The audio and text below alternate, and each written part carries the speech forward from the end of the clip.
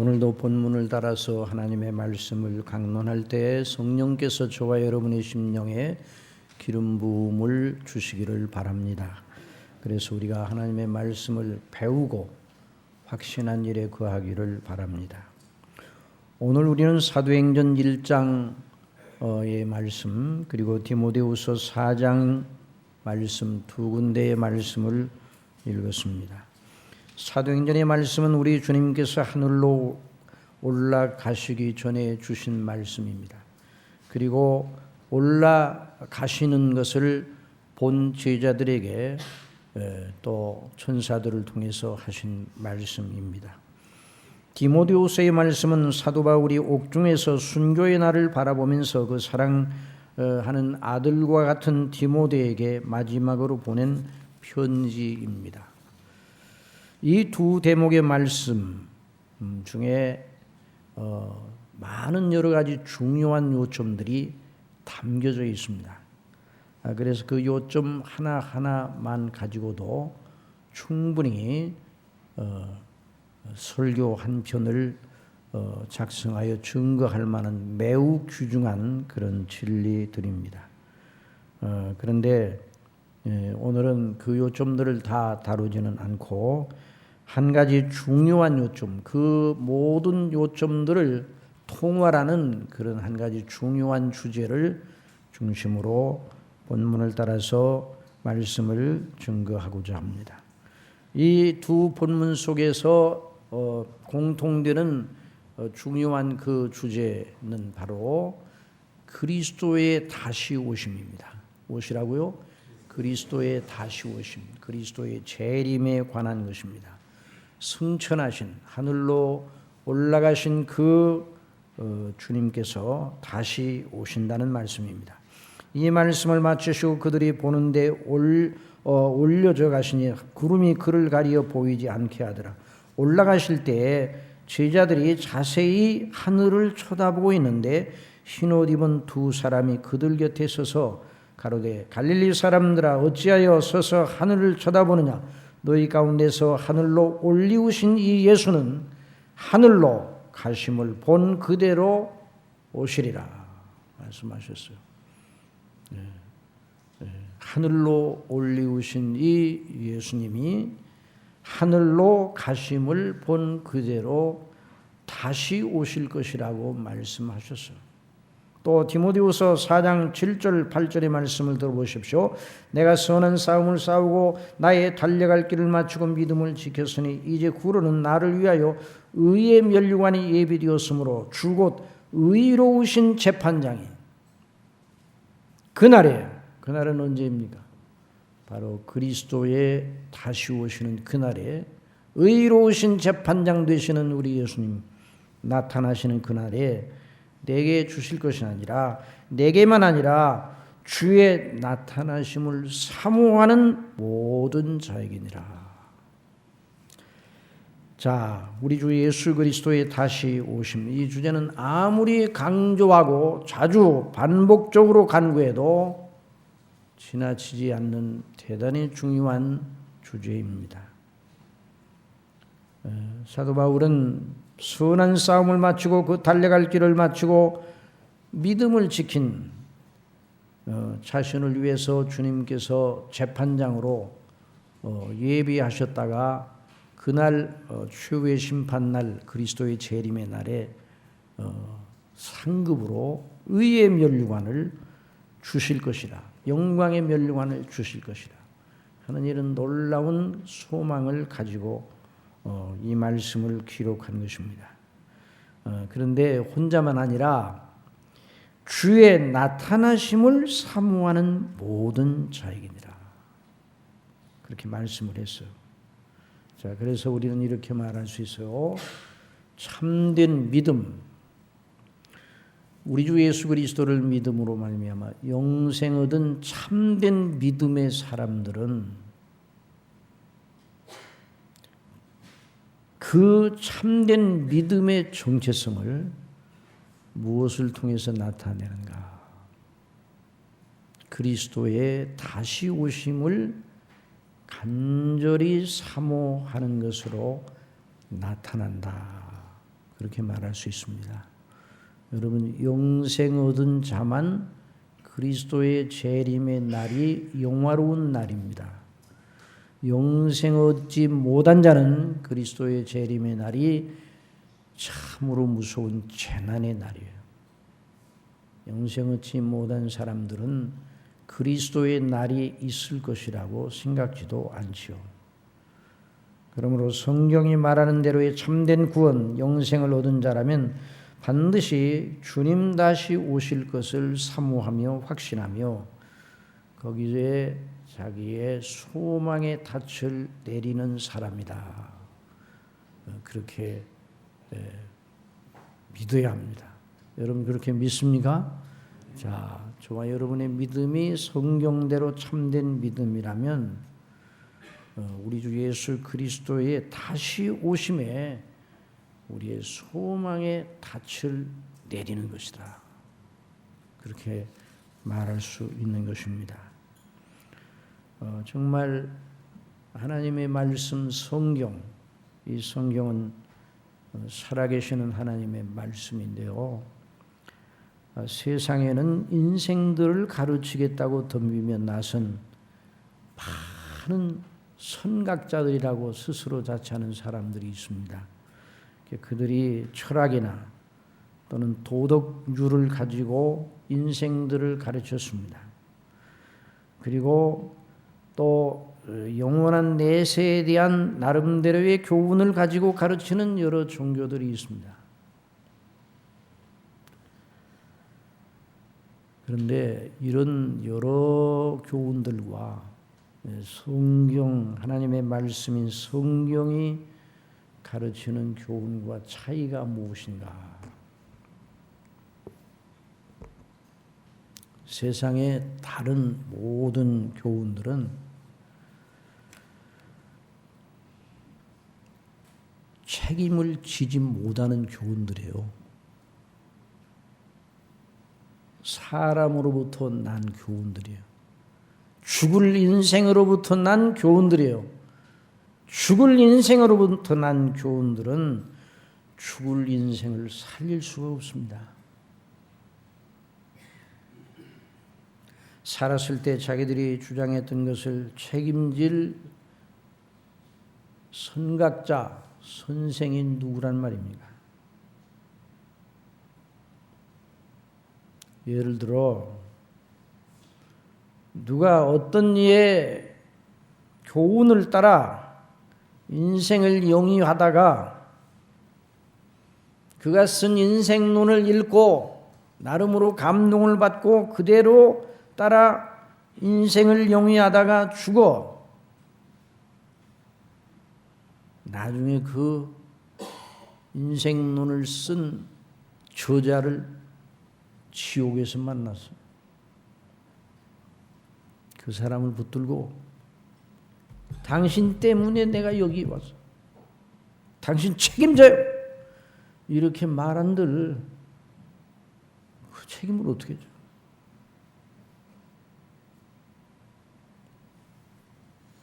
그런 대화가 정말 오간다 한들 무슨 의미가 있겠습니까? 동일하게 죽을 인생으로 자기도 모르는 말을 했을 뿐인데 누가 책임을 집니까? 다시 한번 말씀드립니다. 죽은 자에서 나온 교훈은 다른 죽은 자를 살릴 수가 없어요. 생명의 주, 한번 따라해주세요. 생명의 주, 창조주 우리 아버지, 우리 주 예수 그리스도께서 하신 말씀만 사람을 살릴 수 있습니다. 하나님께로부터 나오는 게 사람을 살리는 거예요.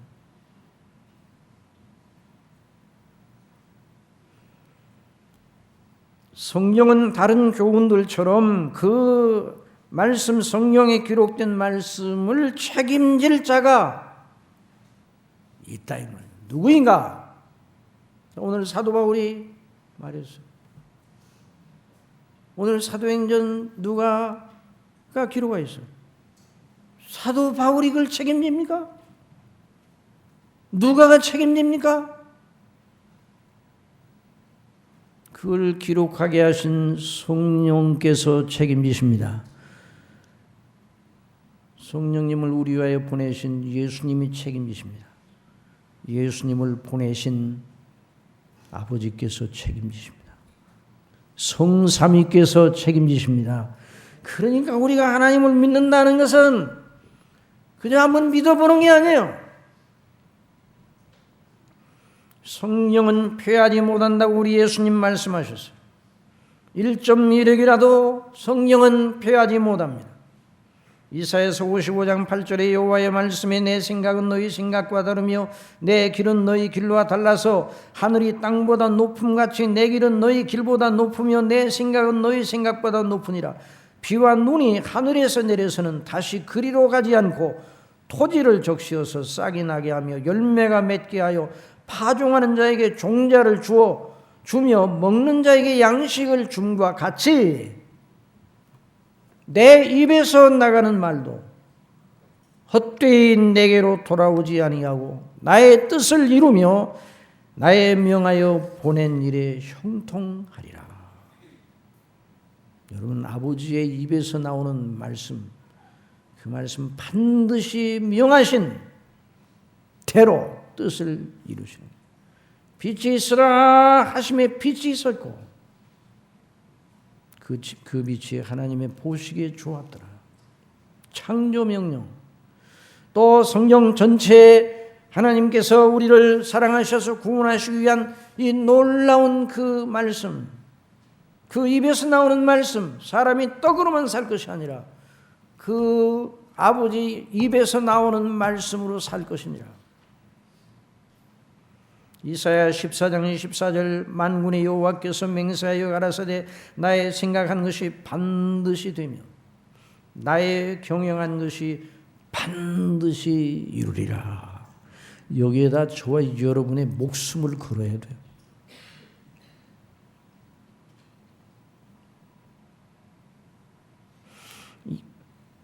에스겔 12장 28절에 그러므로 나는 그들에게 이르기를 주 여호와의 말씀에 나의 말이 하나도 다시 더디지 않을지니 나의 한 말이 이루리라. 나 주 여호와의 말이니라 하셨다 하라. 시편 102편 25절에 주께서 옛적에 땅에 기초를 두셨사오며 하늘도 주의 손으로 지으신 바니이다. 천지는 없어지려니와. 한번 따라합시다. 천지는 없어지려니와. 주는 영존하시겠고 그것들은 다 옷같이 낡으리니 의복같이 바꾸시면 바뀌려니와. 주는 여상하시고 주의 연대는 무궁하리라. 이것을 온전히 잊지 말아요. 그러니까 성경에 기록된 말씀은 죽은 말이 아니라 항상 살아계시는, 항상 효력 있는 말씀입니다. 말하는 자의 소리여 외치라. 대답하되 내가 무엇이라 외치리까. 가로되 모든 육체는 풀이요 그 모든 아름다움은 들의 꽃과 같으니 풀은 마르고 꽃은 시들면 여호와의 기운이 그 위에 불미라. 이 백성은 실로 풀이로다. 풀은 마르고 꽃은 시드나. 우리 하나님의 말씀은 영영이 서리라. 여러분 믿습니까? 하나님의 말씀은 영영이 서리라. 베드로전서 1장 23절에 이사야의 그 말씀을 인용하여 사도 베드로는 말하였습니다. 너희가 거듭난 것이 썩어질 씨로 된 것이 아니요 썩지 아니할 씨로 된 것이니 하나님의 항상 있고 살아있는 말씀으로 되었느니라. 오직 주의 말씀은 세세토록 있도다 하였으니 너희에게 전한 복음이 곧 이 말씀이라. 하나님의 말씀은 항상 살아있어. 항상 유효합니다. 세상에 있는 것들은 다 한시적이에요. 뭐라고요? 한시적. 다 한계가 있어요. 시간이 지나면 그 시점 지나면 무효.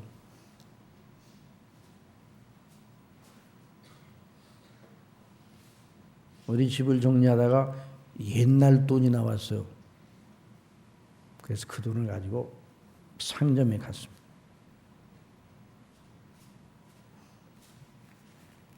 그럼 뭐라고 그러세요? 상점 주인. 옛날 돈이네요. 쓸 데가 없어요. 효력이 끝나버려요.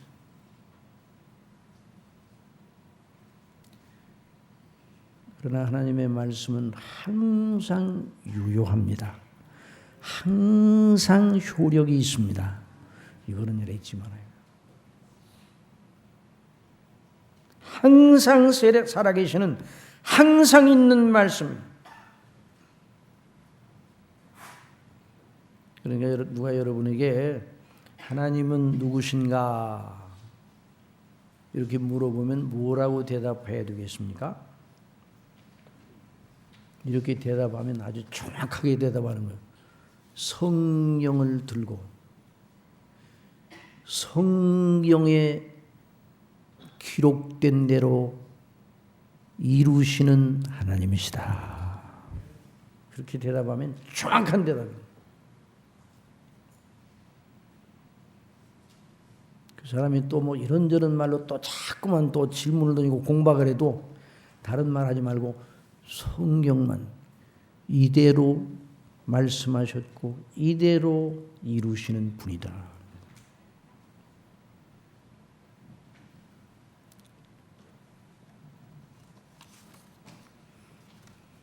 그런데 이 하나님의 말씀인 성경, 이 하나님의 살아계시는 하나님의 이 살아있는 이 말씀은 하나의 진리, 하나의 교훈 체계로 이루어진 말씀이에요. 진리의 한 몸이에요. 답시다. 진리의 한 몸. 그래서 성경은 진리의 한 바디예요. 한 몸이에요. 한 몸.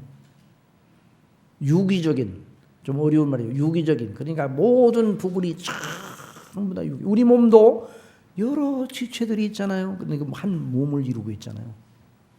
그런 것처럼 그런데 이 성경의 교훈은 누구를 중심으로 구성되어 있는가?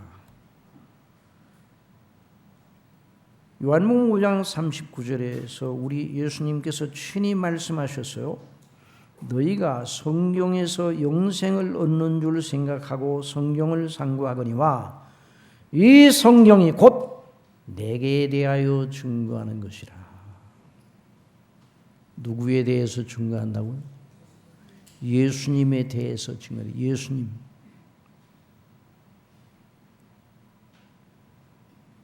여기서 말하는 성경이 구약 성경을 예수님 물론 처음에 말씀하셨는데 신약 성경에도 그대로 해당이 되는 겁니다. 그래서 사도 바울은 로마서 1장 1절로 4절에서 하나님의 택하심과 부르심을 받아 복음을 위하여 섬기는 사도의 직무를 감당하는데요. 자기가 하나님께 명을 받아 증거하는 그 복음을 규정을 하고 있어요. 이 복음은 하나님이 선지자들로 말미암아 그의 아들에 관하여 성경에 미리 약속하신 것이라. 이 아들로 말하면 육신으로는 다윗의 혈통에서 나셨고 성결의 영으로는 죽은 가운데서 부활하여 능력으로 하나님의 아들로 인정되셨으니 또는 선포되셨으니 곧 우리 주 예수 그리스도시니라. 이렇게 말할 수 있어요. 이 복음은 한마디로 말하라 그러면 우리 주 예수 그리스도시다. 이렇게 말하면 돼요. 우리 주 예수 그리스도에 대한 말씀이 복음입니다. 구약은 예수 그리스도에 대한 예언의 말씀, 약속의 말씀. 구약대로 예수님이 오셨습니다. 나셨습니다. 동정녀 마리아에게 나셨습니다. 고난을 받으시고 십자가에 못 박혀 죽으셨어요. 사흘 만에 다시 살아나셨어요. 하늘에 오르셨어요. 하나님 우편에 계시고 우리를 위하여 간구하시다가 보혜사 성령님을 우리에게 보내주셨죠. 그리고 그 보혜사 성령님을 통해서 지금도 우리 가운데서 일하고 계시는데 그분이 아버지의 뜻대로 아버지의 종하신 때에 다시 오실 것입니다. 이 예수님의 관한 말씀이 복음이고 이 예수님의 행사 전체가 복음입니다. 그 안에 그 예수님 일련의 예수님의 행사 속에 저와 여러분의 영생이 있습니다. 그 영생의 영원하고 영원한 완전한 영화, 그 하나님 나라의 탄생과 발흥과 완성이 바로 그 예수님과 그 예수님의 행하심 속에 있는 이게 다른 교훈과 다른 것이. 다른 교훈들은 그냥 하나의 개념이요, 아이디어. 그러나 성경은 아이디어가 아니에요. 성경은 아이디어가 아니라 살아계신 하나님께서 말씀하셨고 말씀하신 대로 그대로 이루신. 그러니까 성경은 그냥 하나의 개념, 아이디어. 철학자들은 자기 나름대로 철학적인 어떤 논리나 교훈을 말하려면 그 아이디어를 정돈하느라고 애를 많이 써가지고 뭐 논문을 쓰고 뭐 그래가지고 그 교훈의 그 아이디어를 나름대로 간추려 보려고 애를 씁니다. 그런데 우리 하나님의 말씀인 성경을 읽어보세요. 전부 다 아이디어가 아니라 한번 따라합시다. 하나님께서 말씀하셨다, 약속하셨다, 이루셨다. 예수님께서 태어나시고 죽으시고 다시 사셨다, 하늘에 오르셨다.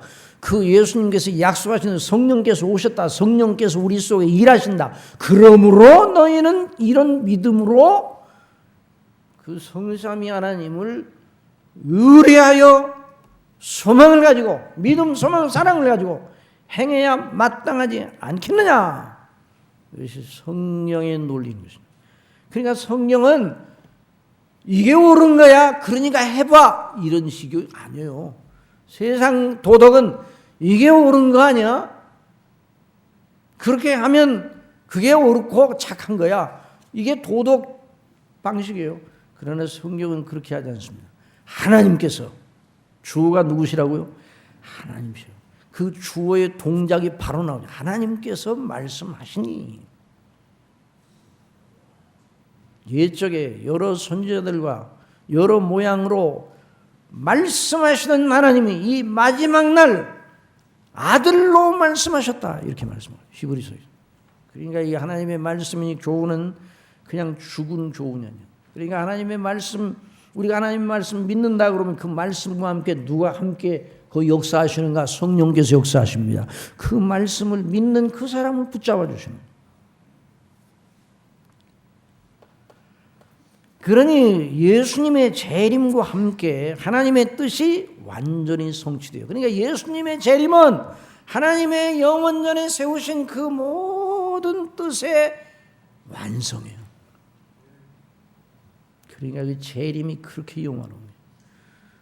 이 성령 전체가 진리가 됨을 여러 일을 통해서 확증해 주셨죠. 예수님의 탄생, 예수님의 죽으심, 예수님의 다시 사심, 예수님의 승천, 또 성령께서 오신 이런 모든 일이 다 이 하나님의 말씀이 하나도 틀림이 없다는 것을 증거하는 확증적인 증거들이에요. 그런데 이 성령 전체가 말하는 그 영광의 약속이 언제 이루어지는가? 그리스도의 재림 때 이루어집니다. 저와 여러분을 위해 죽으시고 다시 사시고 하늘에 오르셔 저와 여러분을 위해서 지금도 기도하시고 하나님 우편에서 기도하시고 보혜사 성령님을 통해서 우리 속에서 함께 계시는 그 예수님이 영광의 몸을 입으시고 다시 오시는 그날 아버지의 정하신 모든 뜻이 완성이 되는 거예요. 그러니까 하나님의 그 모든 행사의 스토리 말씀은 그날을 향하여 진행되는 거예요. 역사도 그날을 향하여 진행되는 거예요. 밤은 밤에게 지식을 나누고 언어도 없고 들리는 소리도 없어. 날은 날에게 말하고 그 지식 말이 뭐예요? 바로 하나님의 거룩하신 뜻인데 그 뜻의 역사가 그 해가 지고 또 해가 뜨고 가는 이 모든 날과 달과 해가 자꾸만 지나가는데 세월이 지나가는데 왜 세월이 그냥 지나가는가요? 아니라 예수님의 다시 오시는 날을 위하여 세월이 가고 있음을 믿으시기 바랍니다. 그러니까 가는 세월을 보고 아이고 가는 세월을 붙들어 맬 수도 없고 그러지 말고 야 예수님의 재림의 때가 점점 가까이 오는구나. 그럴 때 허물을 극복할 수 있습니다. 옛날 문학가들 쓴 시나 이런 것들 보면 세월이 가는 걸 그렇게 안타깝게 여겨요. 근데 세월이 안 가야 돼요. 해가 그냥 세월이 안 가려면 이렇게 하면 돼. 해가 중천에 딱 떠가지고 안 가. 그냥 맨날 며칠 안 가요. 그러면 좋겠죠. 밤은 안 오고 그냥 계속 안 가.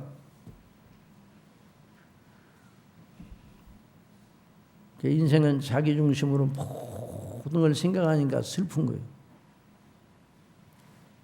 그러나 그리스도인들은 그렇지 않습니다. 하나님의 말씀대로 예수님이 다시 오실 것입니다. 오셔서 우리의 영광의 소망, 아버지께서 그리스도 안에서 우리에게 이루어 주시겠다고 약속하신 영광의 소망이 완성이 되는 거예요. 저와 여러분이 지금 이런 모양으로 살고 있지만 영광의 재림의 날에 거기에 우리가 그 그리스도와 함께 서게 된다. 영광스러워.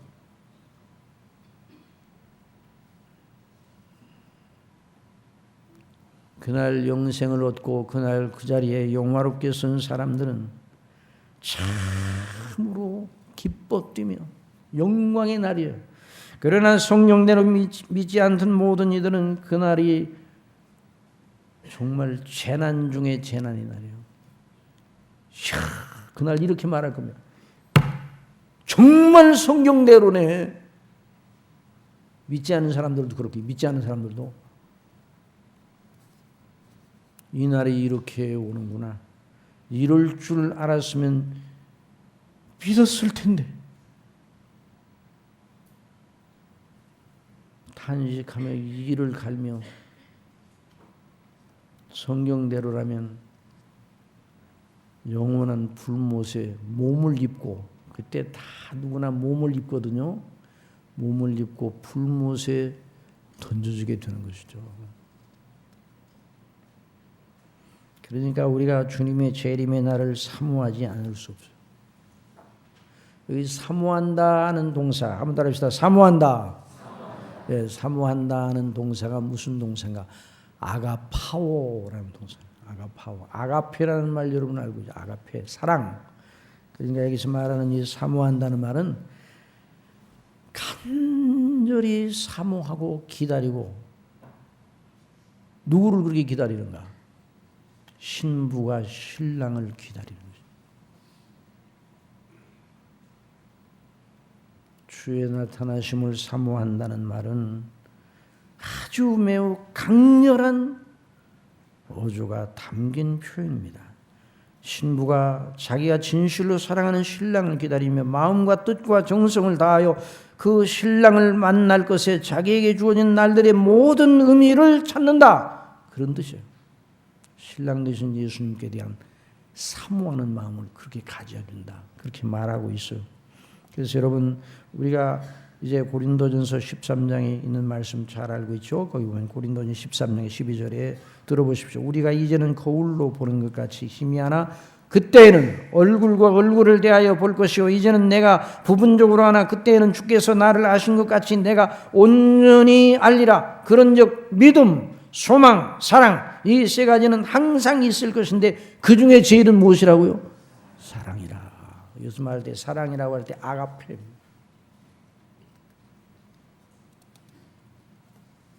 주님을 믿고 소망하고 사랑하는 주님을 사랑하는 것. 그런데 주님을 믿고 사랑하는 그 사람들, 소망하는 사람들이 주님을 간절히 사랑합니다. 이게 우리가 저와 여러분은 이제부터 나 지옥에 가면 어떻게 하지? 이런 걱정하지 말고 주님의 나타나심을 간절히 사모하고 주님 만나 배울 것을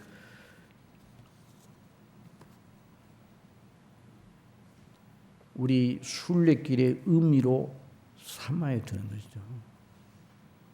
그러니까 인생 스토리의 결말이 어디로 이어진다고요? 그리스도의 재림의 날로 이어집니다. 여러분 그리스도인은 누구냐 이렇게 물어본다면 이렇게 대답할 수 있어요.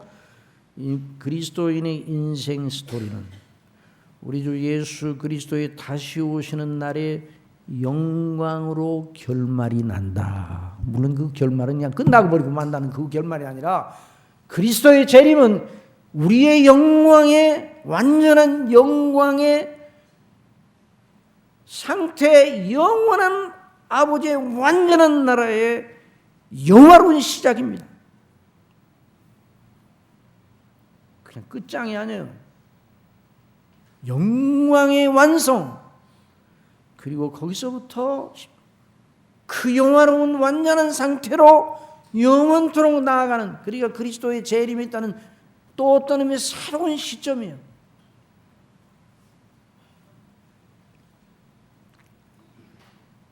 여러분 우리 인생 스토리의 중간이 어떠해도 참아낼 가치가 있는 거예요. 우리가 흔히 이제 드라마나 영화나 이런 걸 보면 해피엔딩이라는 그런 말이 해피엔딩. 그러니까 행복한 결말이 있다. 그래서 행복한 결말이 비추어 그 이전에 있었던 그 주인공의 많은 고난과 역경과 그 말로 다 할 수 없는 그 어려움이 그 행복한 결말에 조명을 받으면 의미가 있어요.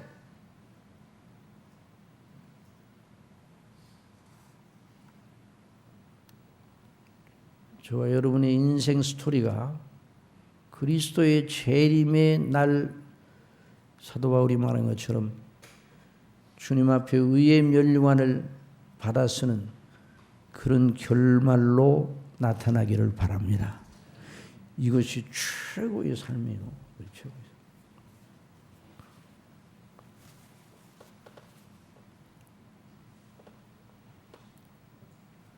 그러니까 인생 스토리를 자꾸만 이 조명으로 비춰야 돼요. 우리의 인생의 의미를 이 조명으로 비춰야 돼요. 지금 당장이 어렵다, 힘들다. 그래 이 힘든 일만 좀 벗어나면 좋겠다 이런 생각이 우리 모두에게 있잖아요. 그래서 그것이 잘 이루어지지 않으면 답답하고 우울하고, 우울의 심리를 파고 들어가 보면 뭐가 있는가? 어려운 조건, 흑암의 조명도 아니지 사실 흑암이니까 흑암을 가지고 조명을 하는 거예요. 그러니까 다 어둡지. 우리 예수님께서 눈은 몸의 등불이니 눈이 어두우면 온 몸이 어둡다 그런 말씀하셨어요. 그러니까 어려운 일 자체, 어두운 그늘 자체로 조명을 삼아 인생의 의미를 파악하면 우울이 금방 밀려오는 거예요. 그리스도인들도.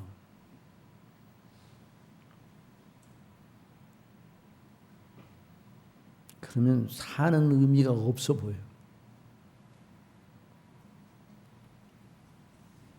그래서 사도 베드로도 그렇고요. 사도 바울도 그렇고 사도 베드로가 환난과 박해로 여러 지역에 흩어져 있는 당시에 성도들에게 보낸 편지를 읽어보면 우리 그리스도인들이 어떤 조명으로 우리가 사는 날들의 의미와 여러 형편을 이겨낼 수 있는 힘을 얻을 수 있는가. 조명이 중요해요. 조명이 중요해요. 이 조명이 지금 하나님 이렇게 우리가 밝게 예배드려요. 조명이 없으면 인생의 조명이 있어요. 인생의 조명. 무엇로 조명을 해야 되는가? 사도 베드로가 베드로전서를 보내면서 사람 같으면 이런 생각을 이렇게 편지를 쓸 수 있어. 지금 너무너무 여러분 힘들죠? 더 고생스럽죠? 안 됐네요. 그러나 조금만 참으세요. 또 좋은 날도 올 것입니다. 그렇게 했더라면 큰 의미가 없는 것입니다. 좋은 날이 오면 뭐예요?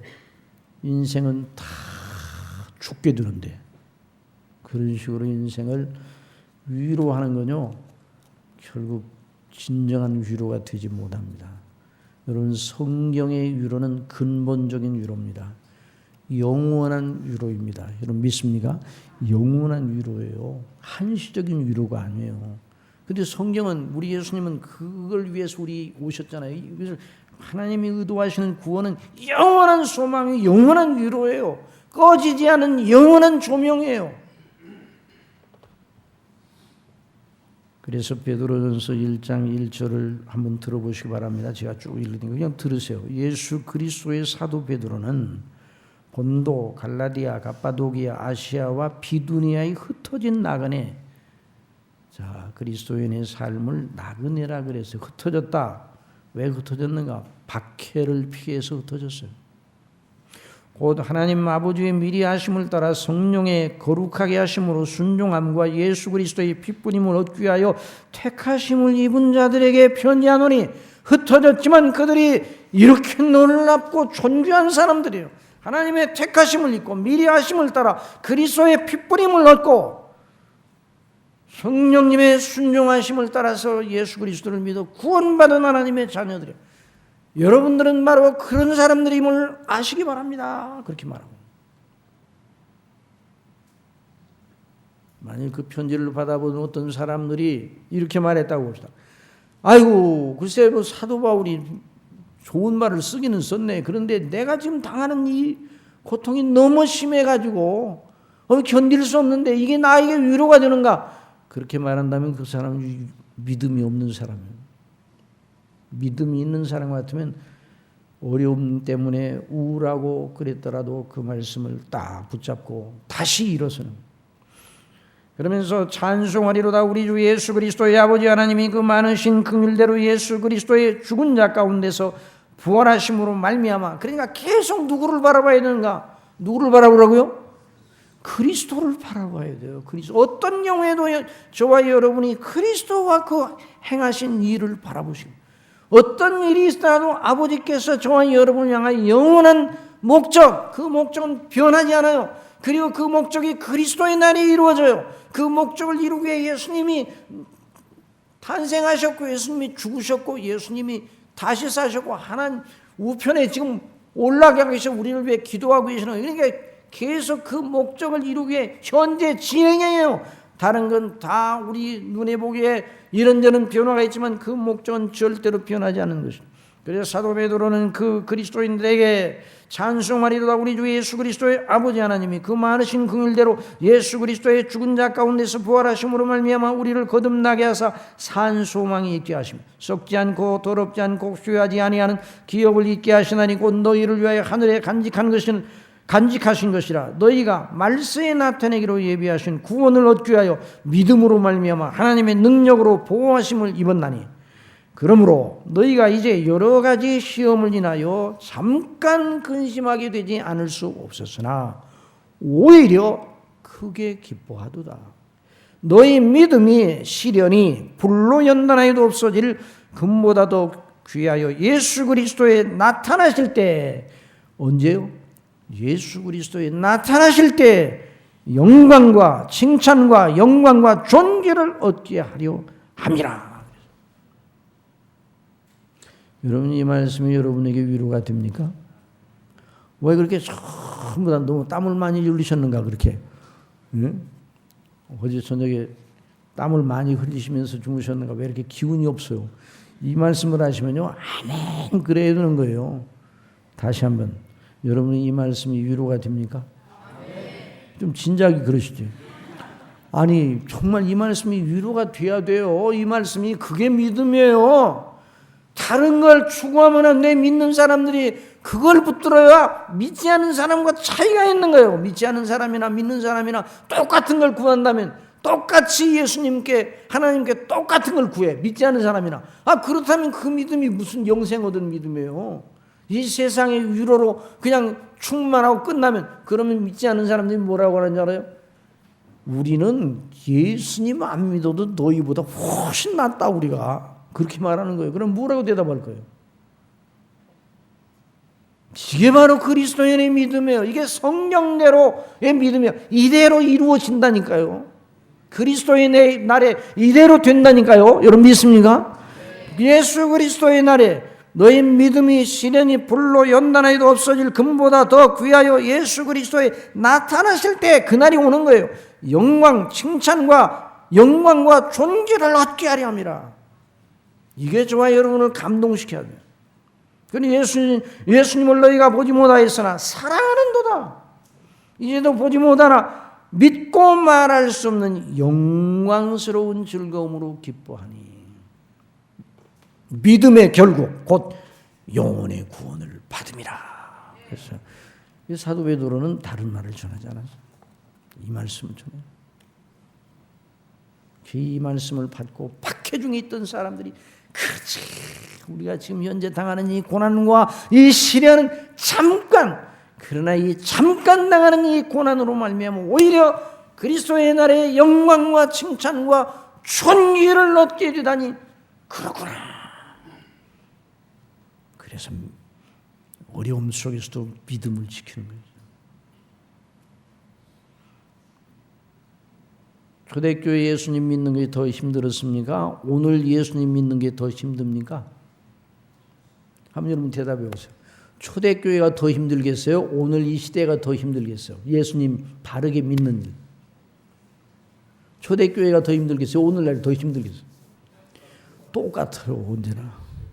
그때는 그렇게 박해 때문에 힘들었고, 오늘날은 예수님을 바르게 믿는 일이 오늘날도 똑같이 어려워요. 그러니까 순교자적인 정신을 가지고 예수님 외에 나의 진정한 기쁨과 위로와 소망이 없다는 이런 믿음을 가지고 범사의 삶의 시간 전장 속에서 늘 신앙을 고백해야 되는데, 이것이 순교하는 정신으로 하지 않으면 안 되는 거예요. 다 쓸려가요. 그러니까 우리는 가상적으로 이렇게 생각합니다. 우리도 만일 그와 같은 환난과 핍박이 온다 그러면 우리도 그렇게 할 수 있어. 그런데 지금은 뭐 환난과 핍박이 없으니까 그냥 적당히 하면 되겠지, 이런 생각을 하게 되면 환난과 핍박의 날에 틀림없이 무너지는 것이에요.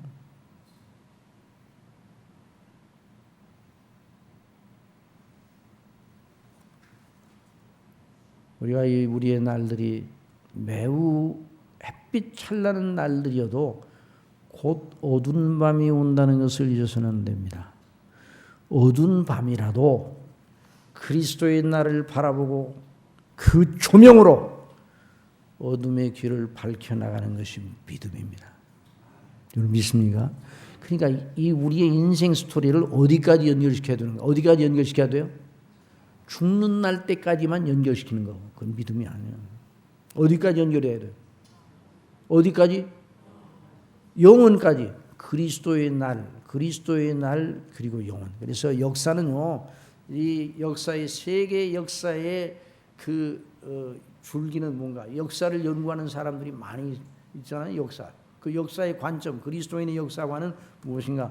그리스도인의 역사관은요, 창조와 인간이 또 범죄하잖아요. 그 범죄한 인생들을 그리스도 안에서 구원하시려는 구속사가 역사의 줄기예요. 그래서 창조하신 그 에덴 동산, 그리고 그 에덴 동산에 범죄하잖아요.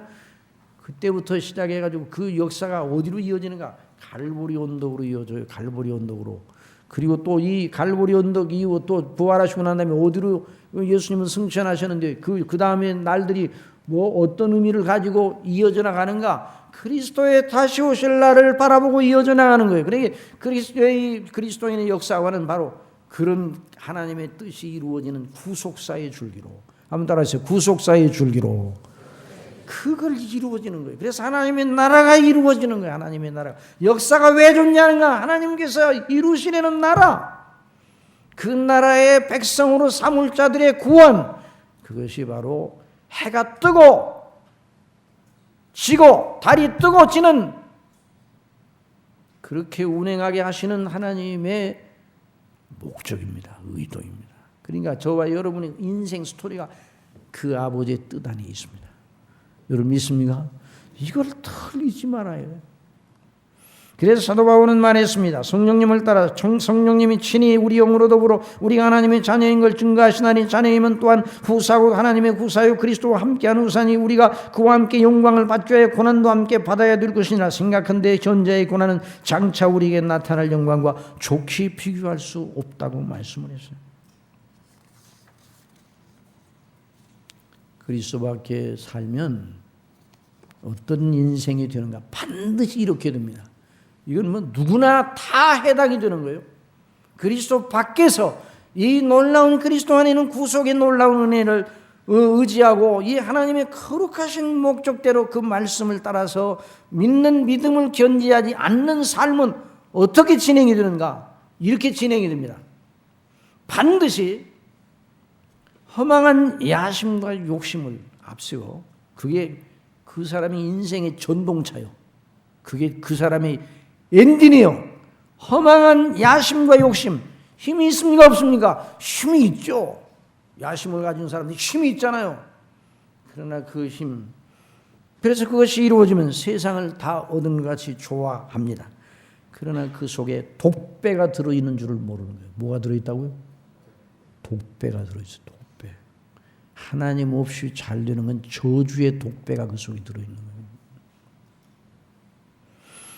그리고 그것을 들이키며 좋아하다가 반드시 슬픔의 날 그것이 다 달아나는 날을 맞게 됩니다. 탄식합니다. 그리고 어떻게 되는가? 허무의 늪으로 떨어집니다. 이게 노인과 바다, 해밍웨이가 지은 노인과 바다의 작품 속에서 해밍웨이가 본 인생 스토리예요. 해밍웨이는 그것만 봤어요. 그리스도 밖에 있는 삶, 인생의 모습을 그리스도를 안 믿기로 해밍웨이는 작정을 하고 하나님 없다.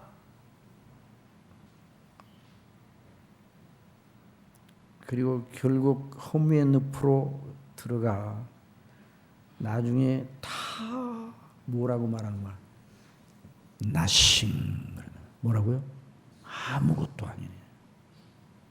헛되네. 내가 살아가는 모든 날들이 무슨 의미가 있는가? 그러니 앞으로의 날들도 의미가 없어요. 그리고 허무의 늪에서 허우적거리다가 지옥으로 떨어지는 거예요. 그게 바로 그리스도 밖에 있는 인생 스토리예요. 그러나 저와 여러분은 그래서는 안 되는 거예요. 두 종류의 인생 스토리 결말이 있어요. 다시 하나는 마지막 주님의 재림할 심판날에 다시 산 몸을 입고 영원히 꺼지지 않은 지옥불에 던져지는 인생 스토리가 있고, 그러니까 그 인생 스토리는 이전에 아무리 화려하고 아무리 잔치하는 것 같은 그 인생 스토리였지만은 결국 비참한 인간 스토리예요. 또 다른 하나는 주님의 재림의 날 그 영광에 동참하여 영화로운 몸과 영혼으로 주님을 신랑으로 맞아 존귀와 칭찬과 영광을 받아 아버지 앞에 영원히 거하며 찬미와 경배를 드리는 인생 스토리. 그 마지막 결말이 그 사람의 인생 스토리가 그리로 연결되면 복되고 복된 사람이에요.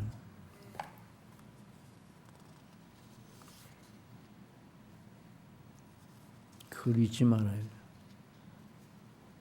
지난번에도 말씀드렸지만 욥이 자기가 당한 고통 속에서 자기 고통 자체만 바라보니까 자기의 난 날도 의미가 없어. 자기가 살아온 날 전체가 다 무의미해 보여요. 그래서 욥의 마음속에 우울이 밀려왔어요. 욥이 말합니다. 욥이 입을 열어 자기의 생일을 저주하니라. 어찌하여 내가 태에서 죽어나오지 아니하였던가. 어찌하여 내 어미가 낳을 때 내가 숨기지 아니하였던가. 욥이 하나님 앞에 범죄는 안 했지만 그 속에 밀려오는 우울을 견딜 수가 없었어요. 차라리 나지 않았으면 더 나을 뻔하였다. 그렇게 그런 생각이 들어왔어요. 그러나 욥이 다시 어떻게 그 흑암의 고통 속에서 일어섰다고 했어요?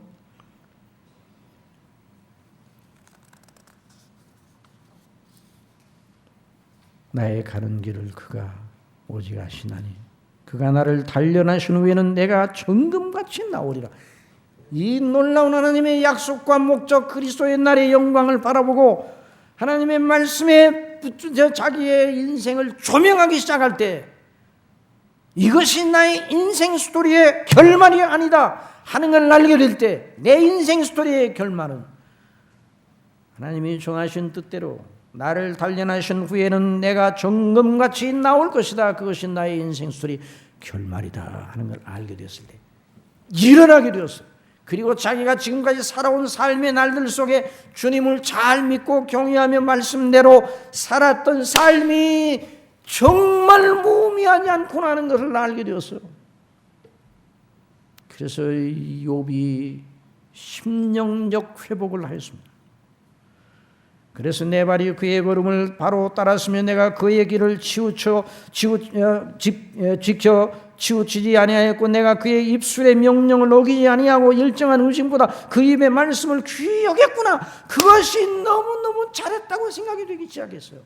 이제까지 고통 자체만 생각하니까 내가 나지 않았으면 아무것도 아닌데 정말 나지 않았으면 좋을 뻔하였구나 이런 생각으로 우울이 밀려왔지만 다시 그 말씀을 붙들고 하나님의 영광의 날, 그리스도의 영광의 재림의 날, 그 내 인생 스토리가 그 결말로 이어진다는 생각을 가질 때, 야, 지금까지 하나님을 잘 믿고 나온 것이 정말 복이 있구나 하는 걸 알고, 그러니까 그 후에 내 인생이 앞으로 어떻게 될지라도 여기서 죽는다 할지라도 나의 인생은 비참한 것이 아니라 내가 참 잘 태어났다.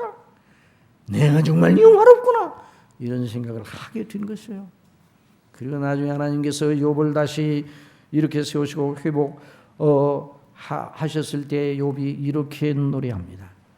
주께서는 무소불능하시오며 무슨 경영이든지 못 이루실 것이 없는 줄 아오니 무지한 말로 이치를 가리우는 자가 누구니까 내가 스스로 깨달을 수 없는 일을 말하였고 스스로 알 수 없고 헤아리기 어려운 일을 말하였나이다. 내가 말하겠사오니 주여 들으시고 내가 주께 묻겠사오니 주여 내게 알게 하옵소서.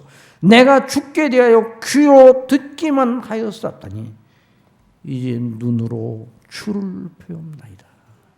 더 확실히 알게 되었습니다. 그러므로 내가 회개하고 스스로 하나고 티끌과 제 가운데서 회개하나이다. 주여 용서해 주옵소서. 욥이 뭐 이렇게 잘못했는가? 아니에요. 그 심령 속에 오가는 그 여러 가지 상황, 입으로 아버지께 범죄는 안 했지만 그 심령 속에 오가는 게 죄의 심리예요. 그래 다시 구속의 놀라운 은혜로 새롭게 섰던 것입니다. 사랑하시는 성도 여러분, 그리스도의 날을 바라보시기 바랍니다. 멀고 먼 날, 아주 까마득한 날이라고 여겨집니까? 아니에요. 금방 도래할 것입니다. 우리의 날들이 굉장히 장구할 것 같죠? 하나님의 영원한 그리스도의 십자가의 도의 그 놀라운 효력을 의지하여 그리스도의 날에 영광으로 설 그 소망을 가지고 우리에게 주어진 하루하루 한날 한날 그날 주님 앞에 내가 섰을 때 오늘 내가 한 일이 어떻게 하나님 앞에 평가될 것인가 생각하면서 사도 바울처럼 의의 멸류관을 받았을 영광을 늘 그려보면서 나아가는 저와 여러분이 되도록 은혜를 베풀어 주시기를 바랍니다. 기도하겠습니다. 오 아버지 하나님, 주의로 말미암아 영원히 멸망받아야 마땅한 우리 티끌 같은 저희를 창세전에 택하시고 사랑하시고 그 아들 우리 주 예수님 안에서 구원하시오 영생을 주시고 성령님으로 늘 인도하시는 우리 아버지 하나님께 감사와 찬미와 영광을 영원토록 돌려 드리도록 이렇게 은혜를 주시니 너무나 감사합니다. 이 진리를 알고 즐거워하나 그러나 여전히 저희가 연약하여 육체의 생각으로 떨어져 또 넘어지고 방황하며 유리하는 양 같을 때가 너무나 많은 저희들 우리 아버지 너무나 잘 아시죠. 저희 영혼을 항상 붙드시고 주님 안에서 성령님으로 말미암아 늘 붙드셔서 그리스도의 영광의 날, 재림의 날을 바라보는 영적 시야를 온전히 밝게 하여 주시옵소서. 그 빛에 비추어 오늘 우리에게 주어진 한날을 살게 하여 주옵소서. 예수님의 이름으로 기도드리옵나이다. 아멘.